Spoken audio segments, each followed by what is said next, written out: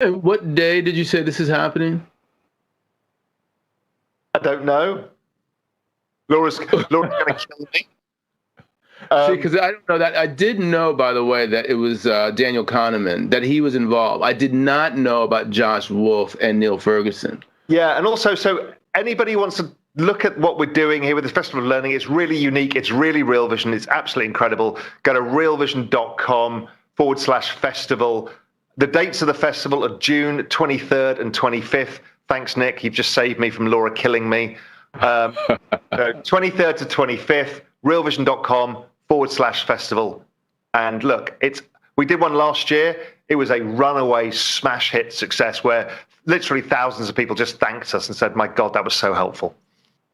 So I don't want to be a downer, but when you say this, you were saying some people won't like this.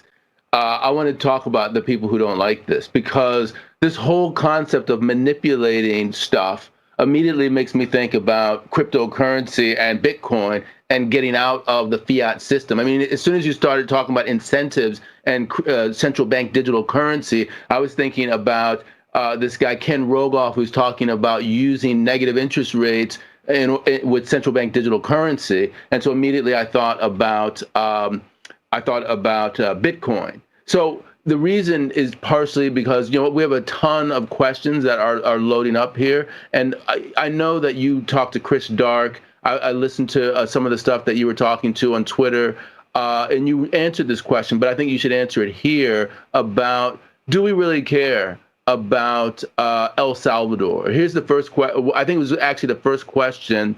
Mutshir Hassan Hussein, he said, Ed Harrison Rao, what's your thoughts on the recent correction in Bitcoin? That's number one. That's a separate issue. But the issue I'm asking you about, Rao, is an El Salvador making Bitcoin a legal tender. So the Bitcoin correction question, I've said all the way through, you're going to expect a 50% correction in the middle of this. We've had a 50%. Could it go to 60%? Is it finished here? Who knows? But it's going to take a while to digest, so it's not going to rally and go in a V shape. But in a few months, my guess, and I have no idea, my guess and all the work I've ever done on this is that we should be seeing higher prices for the rest of the year. So around this phase, buy the dip if you can. If you're able to, again, don't use leverage.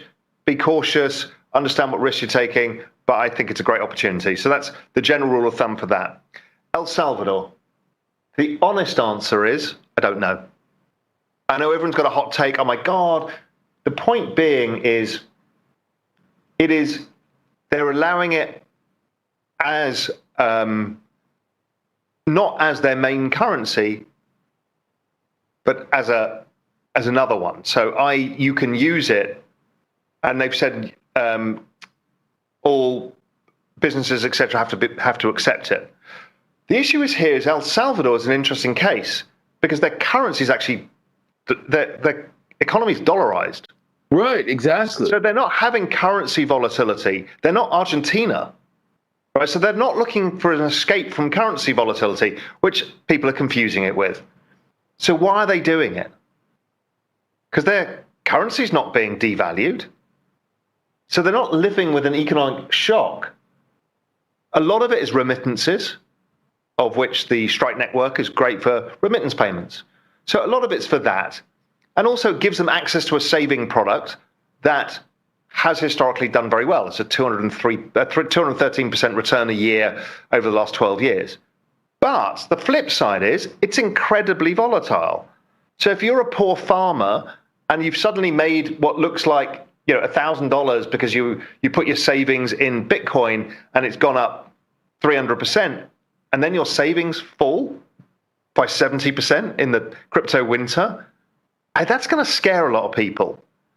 And if they're not used to currency volatility because they've got a currency board now, I'm not sure how good that is. I think it's interesting. I think people will figure out how to use it, what its use case is.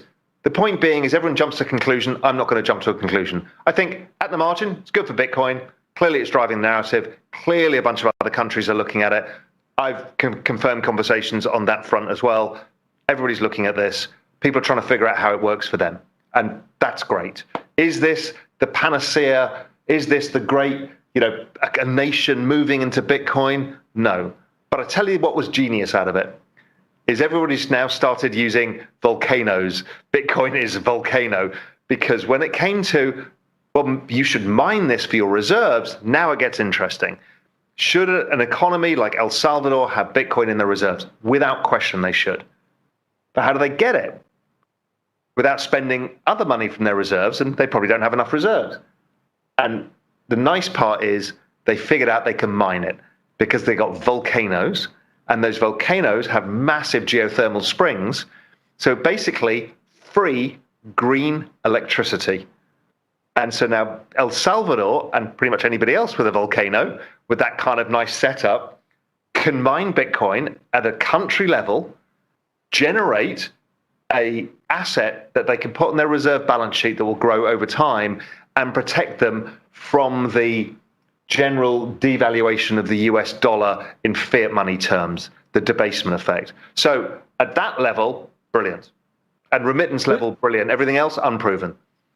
You know, the interesting bit in what you were saying is it goes back to the global macro economy and also a political side of things, because there is a sort of, I would call it an anti-dollar view to this, i.e., here's a country that was dollarized.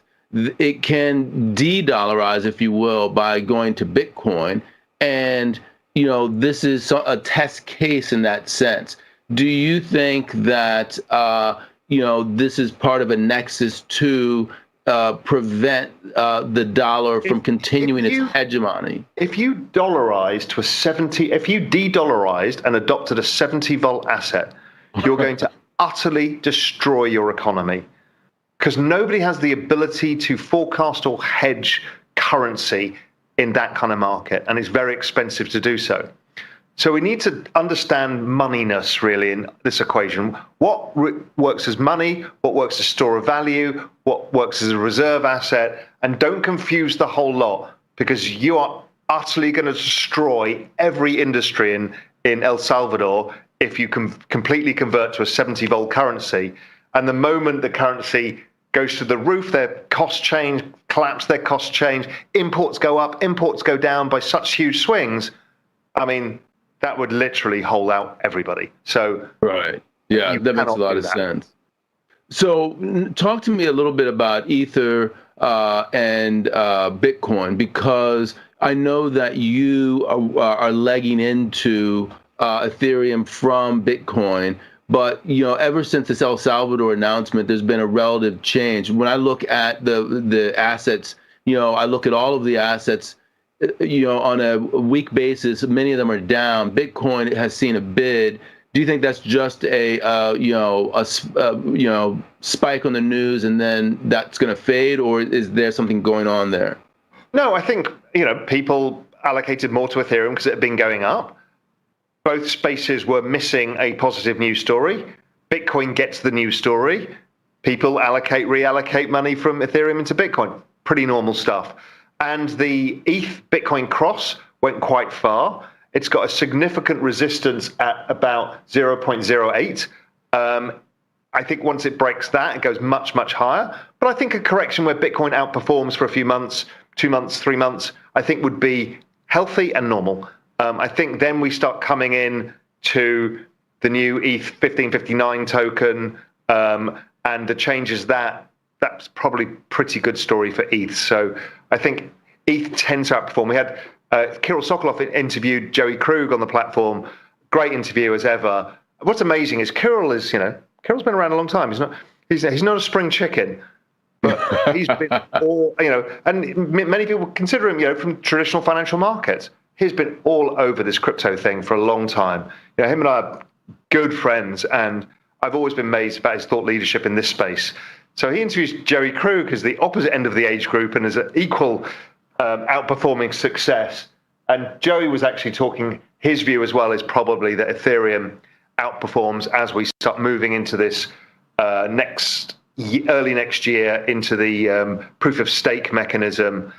You know, it'll probably be a buy the rumor, sell the fact. You know, you get there and then it's all in the price. But so I think it's Bitcoin first, then ETH. And when ETH goes, all of the tokens go up as well. So we're going to see some crazy times ahead. I'm still remain extremely positive.